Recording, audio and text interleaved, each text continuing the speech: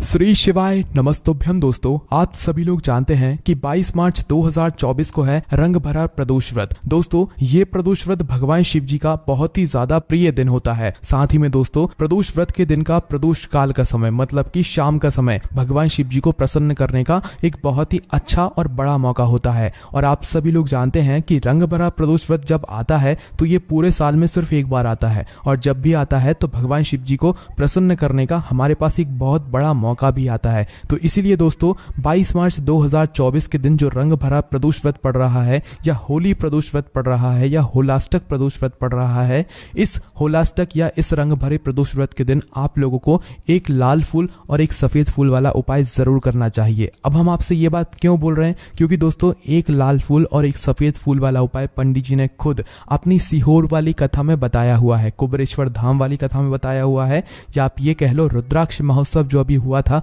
उस कथा में पंडित जी ने ये वाला उपाय बताया हुआ है। अब आप ये बात खुद समझ लो कि जो कथा में पंडित जी मतलब जिस सीहोर की कथा में पंडित जी ने जो उपाय बताया है एक लाल फूल और एक सफेद फूल वाला, ये उपाय कितना ज्यादा असरदार होगा और इस उपाय का फल भी आप लोगों को कितनी जल्दी मिलेगा, क्योंकि ये जो उपाय है ये खुद कुबेरेश्वर धाम की धरा से बताया गया है। पंडित जी ने खुद इस उपाय को बताया है, और जब आप इस उपाय को इस रंग भरे प्रदोष व्रत के दिन करोगे तो आप विश्वास मान के चलो आपकी जो भी मनोकामना होगी वो जरूर पूर्ण होगी। उपाय बहुत ही आसान है, पर जो व्यक्ति करना चाहता है उसे पहले इस उपाय को अच्छे से समझना होगा। आप इस उपाय को करेंगे आपको इस उपाय का फल भी जरूर मिलेगा, वो भी बहुत ही जल्दी मिलेगा। सबसे बड़ी बात तो यह है कि ये उपाय पंडित जी ने खुद रुद्राक्ष महोत्सव में बताया है, इससे इस उपाय का महत्व बहुत ज्यादा बढ़ जाता है। और इस सबसे बड़े उपाय को हम कर किस दिन रहे हैं, रंग भरे प्रदोष व्रत के दिन, जो कि सिर्फ साल में एक बार आता है, होली प्रदोष व्रत के दिन। इसीलिए दोस्तों इस उपाय का फल आपको बहुत जल्दी और बहुत बड़ा होकर मिलेगा।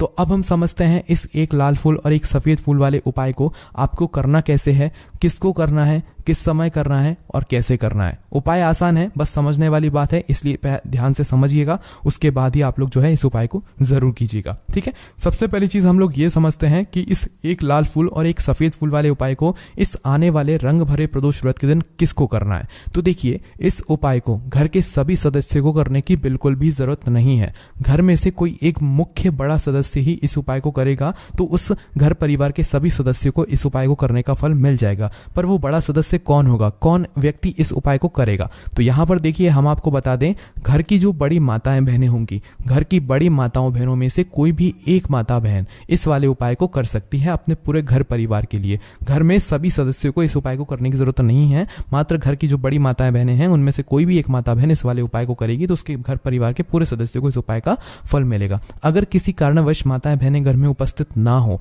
या वो इस उपाय को ना कर रही हो, कुछ दिक्कत हो, तो भाई उस जगह पर फिर घर का कोई बड़ा व्यक्ति भी इस उपाय को कर सकता है। माताओं बहनों के कहने का मतलब ये था कि माताएं बहनें घर की लक्ष्मी होती हैं, जब घर की लक्ष्मी कोई उपाय करती है तो निश्चित ही भगवान शिव जी बहुत जल्दी प्रसन्न होते हैं और उपाय का फल हमें बहुत जल्दी और बहुत बड़ा करके भी यहाँ पर देते हैं। तो आप लोग ये बात समझ गए होंगे। अब हम ये बात समझते हैं कि इस वाले उपाय को हमें करना किस समय है, एक लाल फूल और एक सफेद फूल वाले उपाय को हमें रंग भरे प्रदोष व्रत के दिन करना किस समय। तो देखिए, इस उपाय को करने का जो समय है वो सुबह का समय है और शाम का समय भी है। अब देखिए, यहाँ पर हम मुख्य रूप से सुबह का समय नहीं बोलेंगे, क्योंकि देखिए रंग भरा प्रदोष व्रत है और आप सभी लोग जानते हैं प्रदोष व्रत के दिन का प्रदोष काल का मतलब शाम का जो समय होता है ना, इस दिन भगवान शिव जी का सबसे प्रिय दिन होता है। तो आप लोग इस एक लाल फूल और एक सफेद फूल वाले उपाय को सुबह के समय भी कर सकते हो और शाम के समय प्रदोष काल में भी कर सकते हो। सुबह के समय अगर कर रहे हो तो 10, 11, 12 बजे तक भी अगर उपाय करोगे तो भी आपको उपाय का फल मिलेगा। वहीं अगर शाम के समय कर रहे हो तो इस दिन जरूर शाम के समय का ध्यान रखना कि शाम की 6 बजे से लेकर 7 बजे के बीच में अगर आप इस उपाय को कर सकते हो तो बिल्कुल कर लेना, पूरी कोशिश करना। पर अगर किसी कारणवश इस समय के बीच में ना कर पाओ तो 7:30 और रात 8 बजे तक भी अगर आप उपाय को करोगे तो आपको उपाय का फल जरूर मिलेगा। ठीक है, ये बात आपको समझ आ गई कि आप इस उपाय को सुबह और शाम दोनों समय कर सकते हो। मतलब करना आपको एक ही समय है, घर में से किसी एक ही बड़े व्यक्ति को करना है, पर एक ही बार इस उपाय को करना है, दोनों समय नहीं करना है। ठीक है, आपको जो समय अच्छा लगे आप उस समय पर इस वाले उपाय को कर सकते हैं। अब सबसे महत्वपूर्ण बात आती है कि इस उपाय को हमें करना किस लिए। जैसा कि हमने अभी आपसे बोला कि इस उपाय को करने के बाद आपके जीवन में बहुत सारी खुशियां आएंगी, आपकी मनोकामनाएं पूर्ण होंगी, आपकी धन की समस्या दूर होगी, आपकी पैसों की समस्या दूर होगी। ठीक है, अब देखिए, अगर आप लोग सोच रहे हो कि भाई हमें घर बनाना है पर घर बनाने के लिए पैसा नहीं है, हमें गाड़ी लेना है पर गाड़ी लेने के लिए पैसा नहीं है, हमें ज़मीन लेना है पर ज़मीन लेने के लिए पैसों की कमी पड़ रही है। अगर ऐसी ही दिक्कत परेशानी या किसी भी तरह की धन से जुड़ी हुई समस्या या पैसों से जुड़ी हुई समस्या अगर आपके जीवन में चल रही है तो निश्चित ही ये रंग भरा प्रदोष व्रत आपके जीवन में मतलब बहुत सारे मतलब फल लाकर दे सकता है। इसीलिए अगर आपके घर में बहुत ज़्यादा मतलब दिक्कत समस्या परेशानी चल रही है, धन से जुड़ी हुई पैसों से जुड़ी हुई धन की बहुत ज़्यादा कमी आ रही है, पैसों की बिल्कुल आवक नहीं हो रही है, तो भाई आप लोगों को इस वाले उपाय को ज़रूर करना चाहिए घर में से किसी एक भी बड़े व्यक्ति को। ठीक है, अब इस उपाय में करना क्या है वो सबसे पहले हम लोग जान लेते हैं। देखिए, उपाय की सामग्री हम लोग सबसे पहले जानते हैं कि इस उपाय में हमें किस किस चीज़ की आवश्यकता पड़ेगी। तो देखिए, उपाय का नाम तो एक लाल फूल और एक सफ़ेद फूल वाला उपाय है, पर इस उपाय में कुल मिलाकर 4 सामग्री हमें लगने वाली हैं। ठीक है, जो कि पंडित जी ने खुद सीहोर वाली कथा में बताया है, और जो हम आपको उपाय बताते हैं वो पंडित जी द्वारा बताए गए होते हैं, वही बताते हैं, अलग से कुछ भी नहीं बताते हैं। इसीलिए आप लोग इन उपायों को हमारी वेबसाइट भोलेनाथभक्ति.com पर जाकर भी पढ़ सकते हो। लिंक हम आपको डिस्क्रिप्शन दे देंगे, व्हाट्सएप चैनल और टेलीग्राम चैनल की लिंक भी डिस्क्रिप्शन में दे देंगे, वहां से आप ज्वाइन कर सकते हो ताकि वहां पर आपको जल्दी से जल्दी पंडित जी द्वारा बताए गए उपाय मिल सके। ठीक है, तो यहाँ पर हम लोग समझते हैं कि इस उपाय की सामग्री क्या है। तो देखो, उपाय की जो सामग्री है वो 4 सामग्री है, जिसमें से सबसे पहली सामग्री है एक बेलपत्र। क्या? एक बेलपत्र। क्या होती है बेलपत्र? जो शिव की शिवलिंग पर चढ़ती है। दूसरी चीज है एक शमी पत्र। शमी पत्र वो जो शिवलिंग पर ही चढ़ता है। तीसरी चीज है दोस्तों एक लाल फूल, जो उपाय का नाम है। ठीक है, तो एक यहाँ पर आपको लाल फूल लेना है। अब ये लाल फूल कौन सा लोगे? देखो, शिवलिंग के ऊपर जो लाल फूल चढ़ता हो उनमें से कोई भी एक लाल फूल पसंद कर लेना, और वो कहीं से तोड़कर या कहीं से खरीद कर लेकर आना, और उस लाल फूल को उपाय में प्रयोग में लेना। उसके बाद में एक सफेद फूल। सफेद फूल का विशेष रूप से ध्यान रखना, जो सफेद फूल शिवलिंग पर चढ़ता हो सिर्फ वही सफेद फूल लेकर आना, इसके अलावा कुछ मत लेकर आना। तो एक एक मात्रा में ही आपको ये चारों सामग्री चाहिए। एक बेलपत्र, एक शमी पत्र, एक लाल फूल और एक सफेद फूल। ये चारों सामग्री आप लोग तैयार करके रख लेना प्रदोष व्रत के दिन, प्रदोष काल में या सुबह के समय जब भी आप इस उपाय को कर रहे हैं। जैसे ही आपकी उपाय की सामग्री तैयार हो जाती है तो क्या हम सीधा उपाय को करने के लिए इन चारों सामग्री को लेकर मतलब उपाय करने के लिए जा सकते हैं? नहीं। तो यहाँ पर आपको इस बात का ध्यान रखना है कि हम भगवान शिव जी को प्रसन्न करने के लिए तो जा रहे हैं, हम अपनी मनोकामना को पूर्ण करवाने के लिए तो जा रहे हैं, पर हमें ये दर्शाना बिल्कुल भी नहीं है कि हम सिर्फ अपने फायदे के लिए भगवान शिव जी के मंदिर में आए हैं। इसीलिए हम इस उपाय को करने के साथ साथ में भगवान शिव जी की पूजन अर्चना के लिए कुछ सामग्री भी जरूर लेकर जाएंगे। जैसे कि सुबह के समय अगर आप उपाय को कर रहे हो, इस एक लाल फूल और एक सफेद फूल वाले उपाय को, तो भाई सुबह के समय आपको 1 लोटा जल लेकर जाना है। जो लोग प्रतिदिन शिव जी के मंदिर जाते हैं, पूजन अर्चना करते हैं, जल चढ़ाते हैं, फूल बेलपत्र बील गुलाल सब कुछ चढ़ाते हैं, भाई वो अपनी पूजन अर्चना वैसी की वैसी ही करना। बाकी जो सिर्फ उपाय को करने के लिए जा रहा है, जो कुछ भी लेकर नहीं जा रहा है, वो कम से कम 1 लोटा जल अपने घर से जरूर भरकर लेकर जाना अगर आप उपाय को कर रहे हो, है ना, क्योंकि इस वाले उपाय को आप भगवान शिव जी की पूजन अर्चना करने के बाद ही करना।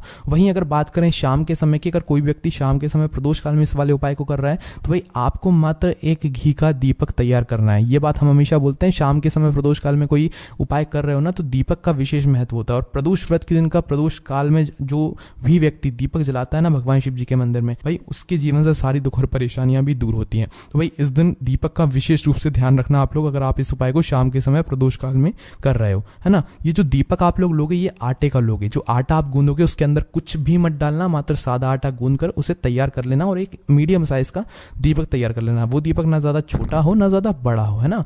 उसके बाद में दीपक आपका तैयार हो जाए तो इसके अंदर जो बत्ती रखोगे वो गोल बत्ती रखोगे। देखो, गोल बत्ती भी 2 तरह की होगी, एक बाजार की और एक घर वाली। तो कोशिश करना अपने घर में जो रुई रखी हुई है उस रुई से आप लोग एक गोल बत्ती अपने ही हाथों से बनाओ। उपाय का फल अच्छा मिलता है, भगवान शिव जी जल्दी प्रसन्न होते हैं जब हम किसी भी उपाय को अपने हाथों से परिश्रम करके तैयार करते हैं। ठीक है, तो आपको उस दीपक के अंदर एक गोल बत्ती रख देनी है। इसके अंदर जो चीज आप लोग डालोगे वो डालोगे शुद्ध देसी गाय का घी। इस बात का विशेष रूप से ध्यान रखना, ठीक है। शुद्ध देसी गाय का घी ही डालना है। तेल वगैरह आज के दिन तो मतलब इस दिन मत डालना, प्रदोष व्रत के दिन, क्योंकि भगवान शिव जी का सबसे प्रिय दिन और प्रिय समय पर हम लोग इस वाले उपाय को कर रहे हैं। तो थोड़ा सा शुद्ध देसी गाय का घी इतना डालना कि वो दीपक कुछ समय तक जल सके। ना बाजार वाला मिलावटी घी डालना, ना भैंस का घी डालना, ठीक है। शुद्ध देसी गाय का घी आपको ढूंढने में थोड़ी मतलब मेहनत लगेगी और महंगा भी मिलेगा, पर इसी मतलब घी से भगवान शिव जी प्रसन्न होते हैं और उसी शुद्ध देसी गाय के घी से घर में बरकत भी बनी रहती है और हमारे घर में सुख शांति भी बनी रहती है। इसीलिए इस शुद्ध देसी गाय के घी को अपने घर में हमेशा रखा करो, वो भगवान शिव जी के कार्यों में भी उपयोग में आता है और उपायों में भी हम लोग प्रयोग कर सकते हैं। ठीक है, तो यहाँ पर आपकी सारी तैयारियां हो चुकी हैं। उपाय को करते समय शुद्धता का विशेष रूप से ध्यान रखिएगा। सुबह कर रहे हो तो भाई सुबह तो आपको स्नान करना ही करना है, बाकी शाम को कर रहे हो तो शाम को मात्र हाथ मुंह धोकर भी आप लोग इस वाले उपाय को कर सकते हो, कोई दिक्कत वाली बात नहीं है। भाई उपाय की पूरी सामग्री तैयार करके और पूजन सामग्री लेकर आपको भगवान शिव जी के मंदिर पहुंचना है जो आपके घर के पास में हो, जहां पर शिवलिंग विराजित हो, शिवालय हो, ठीक है। वहां पर आप लोगों को पहुंचना है और जैसे ही आप भगवान शिव जी के मंदिर में पहुंचते हो, जहां आकर ही उपाय शुरू नहीं करना है, पहले आपको भगवान शिव जी की पूजन अर्चना करना है। पूजन अर्चना कैसे करोगे? सुबह के समय गए हो तो 1 लोटा जल वगैरह जो भी पूजन सामग्री लेकर गए हो, उससे पहले पूजन सामग्री आप लोग मतलब पूजन भगवान शिव जी की कर लो। जो व्यक्ति सिर्फ 1 लोटा जल लेकर गए हैं, वो शिव जी की शिवलिंग पर मात्र 1 लोटा जल एक धारा से धीरे धीरे करके चढ़ा लो, है ना। अपनी पूजन अर्चना आप लोग जो है पूरी कर लो पहले। उसी के बाद अगर आप शाम के समय इस उपाय को कर रहे हो तो जाते से उस उपाय को नहीं करना है, पहले जाकर बैठना है भगवान शिव जी की शिवलिंग के पास में। आप जो दीपक तैयार करके लेकर आए हो, उस दीपक को पहले जलाना है, ठीक है। ये जो दीपक आप लोग जलाओगे ना, ये किसी और की माचिस से मत जलाना, अपनी ही माचिस अपने ही घर से लेकर आना और इस दीपक को अपनी ही माचिस से जलाना। अगर आपने मंदिर की माचिस से या किसी और की माचिस ले ली इस उपाय को करने में, इस उपाय का फल उस व्यक्ति को भी थोड़ा बहुत मिल जाएगा, इस बात का ध्यान रखना। इसलिए अपने घर से अपनी ही माचिस लेकर जाना और इस दीपक को जलाना। दीपक को जलाने के बाद भगवान शिव जी की शिवलिंग के पास में रख देना। शिवलिंग के इतना पास में मत रखना कि भगवान शिव जी को आंच लगे, थोड़ी सी दूरी बनाकर ही जो है इस दीपक को शिवलिंग के पास में आप लोग रख दीजिएगा, है ना। अब जैसे ही आपकी पूजन अर्चना हो जाती है, भगवान शिव जी की शिवलिंग के सामने या आसपास कहीं पर भी बैठ जाइए उपाय को करने के लिए। और उपाय को करने से पहले आप लोग अपनी वह चारों पूजन सामग्री निकाल लीजिए, उपाय की जो सामग्री है वो निकाल लीजिए, ठीक है। और भगवान शिव जी की शिवलिंग के ऊपर एक माता अशोक सुंदर जी का स्थान देख लीजिए, ठीक है। माता अशोक सुंदर जी का जो स्थान होता है वो जलाधारी के ऊपर होता है, जलाधारी के बिल्कुल बीचों बीच में होता है। आप लोगों ने देखा भी होगा, शिवलिंग की जलाधारी होती है, जलाधारी के बिल्कुल बीचों बीच का जो स्थान होगा वो माता अशोक सुंदर जी का स्थान होगा, क्योंकि यहीं पर हमें ये जो है उपाय को करना है। सबसे पहली चीज, अब हम उपाय को करना शुरू करते हैं। आप सबसे पहले अपनी एक बेलपत्र उठा लो, ठीक है। एक बेलपत्र को आपको माता अशोक सुंदर जी वाले स्थान पर सबसे पहले समर्पित करना है। बेलपत्र की डंडी का मुख होगा जलाधारी की तरफ जहां से जल बहता है और नीचे गिरता है, और बीच वाली बड़ी पत्ती का मुख मतलब शिवलिंग की तरफ होगा। इस तरीके से आपको इस बेलपत्र को माता अशोक सुंदर जी वाले स्थान पर समर्पित कर देना है, ठीक है। उसके बाद में अपनी एक शमी पत्र उठा लो जो आप उपाय के लिए लेकर आए हुए हो। एक शमी पत्र को उठाकर शमी पत्र की भी जो डंडी का भाग होगा वो जलाधारी की तरफ करके, जहां से जल बहता है नीचे गिरता है उस तरफ करके, और पत्ती वाला भाग शिवलिंग की तरफ करके इस शमी पत्र को भी उस बेलपत्र के ऊपर आपको समर्पित कर देना है, ठीक है।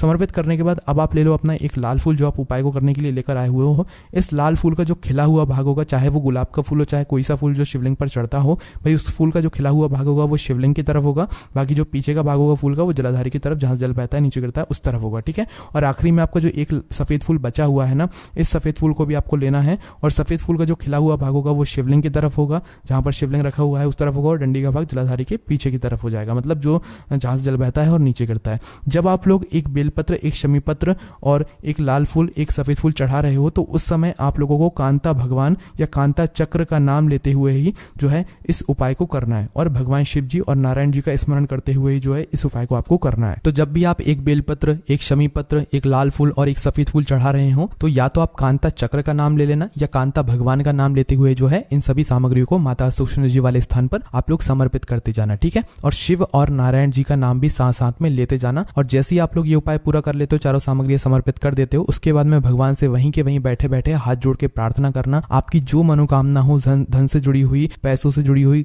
घर में माता लक्ष्मी जी की कमी हो रही है, जो भी दुख और समस्या परेशानी चल रही हो, आपको अपनी वह दुख और परेशानी जो है भगवान शिव जी से उपाय को पूरा करने के बाद वहीं पर पास में बैठकर बोल देना है, हाथ जोड़ के आंखें बंद करके, ठीक है। उसके बाद में 2 मिनट भगवान के नाम का जाप करना है और उपाय जैसे ही पूरा हो जाता है भगवान से आशीर्वाद लेकर, भगवान को धूप देकर, भगवान से प्रार्थना करके आप अपने घर पर वापस आ सकते हैं। यहाँ पर आपका ये वाला उपाय पूर्ण हो जाता है। इस उपाय को करने के बाद निश्चित ही आपको इस उपाय का फल बहुत ही जल्दी और बहुत बड़ा होकर मिल जाएगा। बाकी दोस्तों, इस उपाय करने में अगर आपको कोई भी दिक्कत समस्या परेशानी आती है तो उसे आप हमसे कमेंट करके पूछ सकते हैं। ओम नमः शिवाय, जय भोले बाबा श्री शिवाय, नमस्तुभ्यम।